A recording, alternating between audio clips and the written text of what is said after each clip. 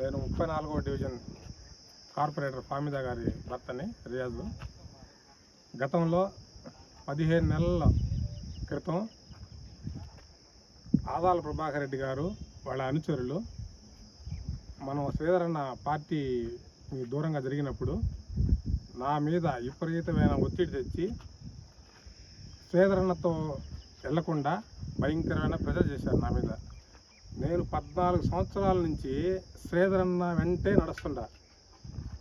నేను శ్రీధరన్న 14 సంవత్సరాల నుంచి వెంటుంటే నన్ను ఒక స్థాయిలో గుర్తించి నాకు కార్పొరేటరు నా భార్యకి కార్పొరేట్ టికెట్ ఇచ్చాడు. నన్ను ఎంత బాగా చూసుకున్నాడంటే అసలు సొంత తమ్ముడిలాగా చూసుకున్నాడు నన్ను. ఈ ఆదాల ప్రభాకర్ రెడ్డి వాళ్ళ అనుచరులు ఆయన వెంట వెళ్లకుండా భయంకరమైన అధికారంతో ఒత్తిడితో నా మీద ప్రెజర్ చేసి పోకుండా చేశారు. సరే అని నేను గమ్ముగా ఉన్నాను. తర్వాత ఈ శ్మశానం శ్రీధరన్న ఆయన సొంత నిధులతో 33, 34వ డివిజన్కి సంబంధించి ఈ శ్మశానానికి ప్రహరీ గోడ ముస్లిం ఖబరస్థాన్కి గోడ సొంత నిధులతో నిర్మించాడు డబ్బులు పెట్టి. ఆ రోజు ముస్లిం మత పెద్దలంతా కలిసి ఆయన శిలాఫలకాన్ని ఏర్పాటు చేసుకున్నాం మేము సొంతంగా. ఆయన గోడ కట్టాడు కాబట్టి ఆ నెపంతో మేము ఎలక్షన్ ముందు ఆదాల ప్రభాకర్ రెడ్డి గారు నాకు 6 నెలల ముందు పిలిచి దీని గురించి నేను సమస్య చెప్పినప్పుడు ఈ శిలాఫలకం ఎందుకు ఉందేడా దాన్ని తీసేసి అని చెప్పాడు. నేనేమంటే దానికి ఒప్పుకోలే. అది పాతది కదా మనం ఎందుకంటే లేదు అది ఉంటే నీకు చాలా ఇబ్బందులు వస్తాయి, మనం ఏం చేయలేము, దాన్ని ఏదో ఒక విధంగా తీసేసి అని చెప్పాడు. అప్పుడు నేనేందంటే ఈ రోడ్లు వేసే నెపంతో బళ్ళు పోవు అని చెప్పి దాన్ని పగలగొట్టి పక్కన వేయడం జరిగింది. నేను ఎంత చెప్పినా ఎవరు వినలే. వాళ్ళ మనుషులు కూడా ఎంత చెప్పినా కానీ లేదు నువ్వు చేసి చెయ్యి, లేకుంటే నీకు ఇక్కడ ఏం జరగదు, డమ్మీగా ఉండాల్సిందే తప్ప ఎందుకు నువ్వు పనికి రాకుండా అయిపోతావు అని చెప్తే నేను గెత్తి లేని పక్షంలో ఆ నెంబర్ ప్లేట్ నా నేమ్ ప్లేట్ని తీసేసి పక్కన పెడాల్సి వచ్చింది. శ్రీధరన్న ఎప్పుడు కూడా నేను 14 సంవత్సరాల నుంచి నేను వెనకనే ఉన్నాను. ఏ విధమైన తప్పు చేసుంటే నన్ను క్షమించు, నన్ను నీ తమ్ముళ్ళలాగా అర్థం చేసుకో. ఎప్పుడు పొరపాట్లు ప్రతి ఒక్కరు చేస్తుంటారు, నేను కూడా ఒక పొరపాటు చేశాను, దయచేసి నన్ను క్షమించన్నా శ్రీధరన్న. నేను ఎప్పుడు ఇటువంటి పనులు చేయను.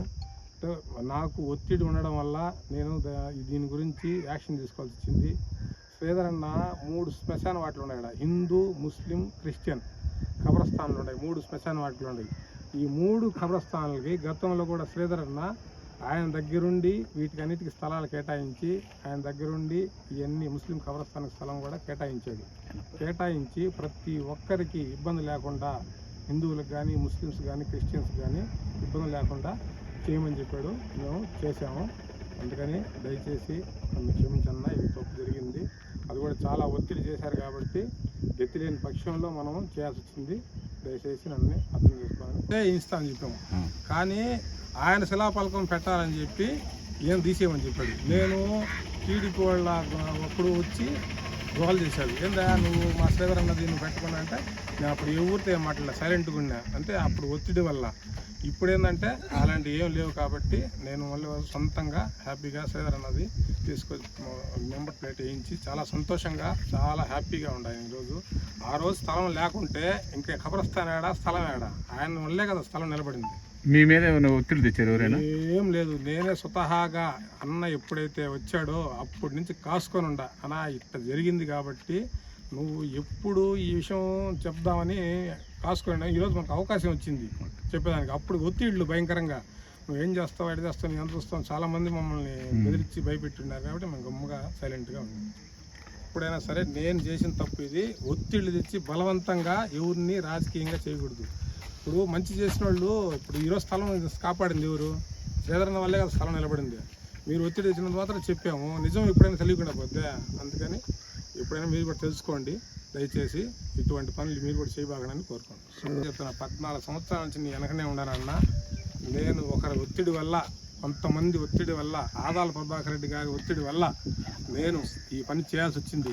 దయచేసి నువ్వు అర్థం చేసుకో అన్నా. నేను 14 సంవత్సరాలు ఇక్కడ ఉంటే నేను నీకు ఎలా ఉండానో, నువ్వు ఎలా తమ్ముళ్ళలాగా ఎంత బాగా చూసుకున్నావో ఈరోజు కూడా అలాగే నీతో ఎప్పుడు నా గుండెల స్థానం ఉందన్నా. దయచేసి నన్ను క్షమించన్నా, ఇంకెప్పుడు ఇలాంటి తప్పులు చేయను. మరిన్ని వీడియోస్ కోసం ఛానల్ ని సబ్స్క్రైబ్ చేయండి. లేటెస్ట్ అప్డేట్స్ కోసం వాట్సాప్ ఛానల్ ని ఫాలో చేయండి. అండ్ లింక్ డిస్క్రిప్షన్ లో ఉంది.